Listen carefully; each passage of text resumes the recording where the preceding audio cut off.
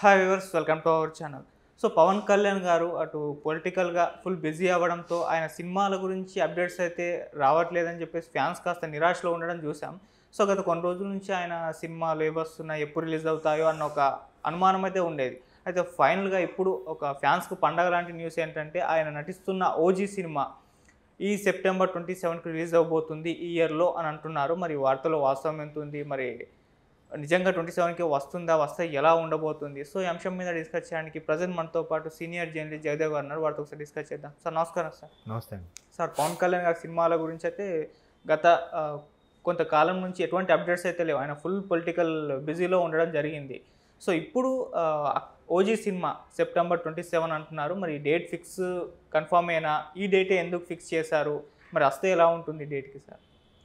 అంటే date fix అనేది చెప్పలేమండి. ఎందుకంటే పవన్ కళ్యాణ్ గారు ప్రస్తుతం రాజకీయాల్లో బిజీగా ఉన్న నేపథ్యంలో that TDP Janasena alliance government form అవుతుంది అనే ఊహాగానాలు వినిపిస్తున్నాయి. మరోవైపు జనసేన టీడీపీ కూటమి గవర్నమెంట్ ఫామ్ అయ్యాక కనీసం ఒక 6 నెలలైనా ముఖ్యమంత్రిగా పవన్ కళ్యాణ్ చూడాలన్నది పవన్ కళ్యాణ్ ఫ్యాన్స్, జనసేన శ్రేణుల యొక్క కోరిక.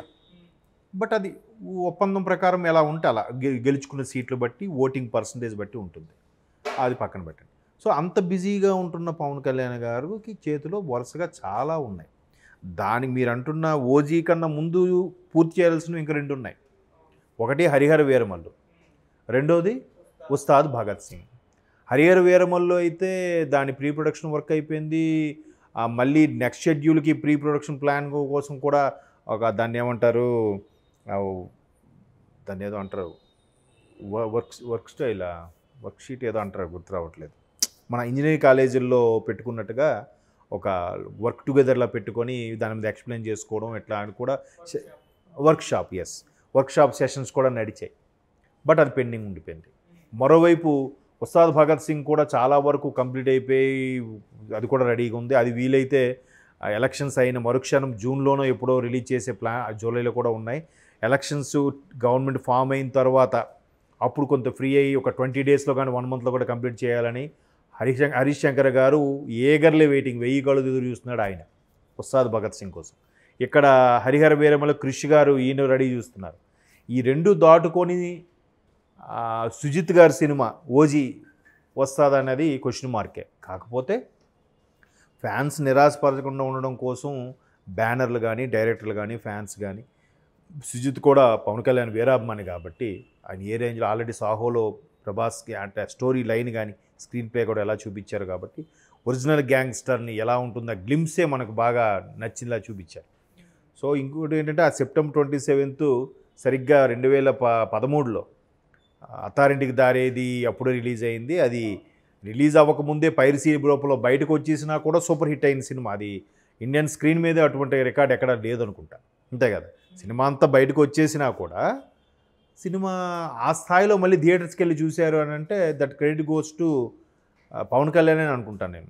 డైరెక్టర్ త్రివిక్రమ్ గారో లేకపోతే ఇంకెవరో కాదు, కేవలం పవన్ కళ్యాణ్ గారే అనుకోవచ్చు. అందుకే సరిగ్గా 2013 ఈ ఉద్యమము, ఈ హడావిడి ఆ టైంలో, అది కూడా ఆల్మోస్ట్ సెప్టెంబర్ కరెక్ట్. సో ఇప్పుడు మళ్ళీ ఆ డేట్ను ఫిక్స్ చేసి ఒక సెంటిమెంట్గా 'అత్తారింటికి దారేది' స్థాయిలో హిట్ అవ్వకపోయినా ఒక కలెక్షన్స్ పరంగా కానీ ఫ్యాన్స్కి ఒక ఊపు తెచ్చే విధంగా, నిరాశపడకుండా లేదు పవన్ కళ్యాణ్ గారి సినిమాలకు దూరం అవ్వలేదు అనే వార్త కూడా బయటకు వస్తుంది కదా. అది కొంతలో కొంత, ఎందుకంటే పవన్ కళ్యాణ్ అనగానే ఫస్ట్ సినిమా ఒక మంచి మాసివ్ హీరో, ఒక క్రేజీ హీరో అనే థాట్ వస్తుంది తప్ప రాజకీయ నాయకుడు అనేది సెకండరీ థాట్. సో ఫ్యాన్స్కి ఆ ఫ్యాన్ బేస్ని పోకుండా ఉండాలి, ప్రొడ్యూసర్కి పైసలు రావాలి, అండ్ మోర్ ఓవర్ ఇండస్ట్రీ కూడా పచ్చగా ఉండాలంటే ఇట్లాంటి వార్తలు అవసరమే. ఇది రూమరో వాస్తవమో తెలియదు కానీ నేనైతే అప్పటికి సినిమా పూర్తి చేసి రిలీజ్ చేస్తారనేది డౌటే. మేబీ దసరా తర్వాత అంటే ఒప్పుకోవచ్చు, ఎందుకంటే ముందు 2 ఉన్నాయి. 'హరిహర వీరమల్లు' ఒకటి ఉంది, 'ఉస్తాద్ భగత్ సింగ్' ఒకటి ఉంది. బట్ అన్నీ సెట్స్ మీదకి వెళ్ళిపోయి త్వరగా చేసేస్తారు, ఇది కంప్లీట్ అయిపోతాయి అనుకుంటే మేబీ అదేనా ముందు రావచ్చు. కానీ ఆయన పవన్ కళ్యాణ్ గారు కూడా ఈ ముందు ఇచ్చిన వాళ్ళకి కూడా 1 by 1 క్లియర్ చేసుకు రావాలి. ఆల్రెడీ ఆ స్క్రిప్ట్ వర్క్లు అన్నిటికీ సైన్ చేసేసి ఉంటారు, అడ్వాన్స్ తీసుకొని ఉంటారు. 1 by 1 చేసుకొని వస్తేనే నెక్స్ట్ సినిమాకి చేయడానికి అవుతుంది. లేదంటే కష్టం అవుతుంది. దానివల్ల ప్రొడ్యూసర్స్ కూడా ఇబ్బంది పడతారుగా.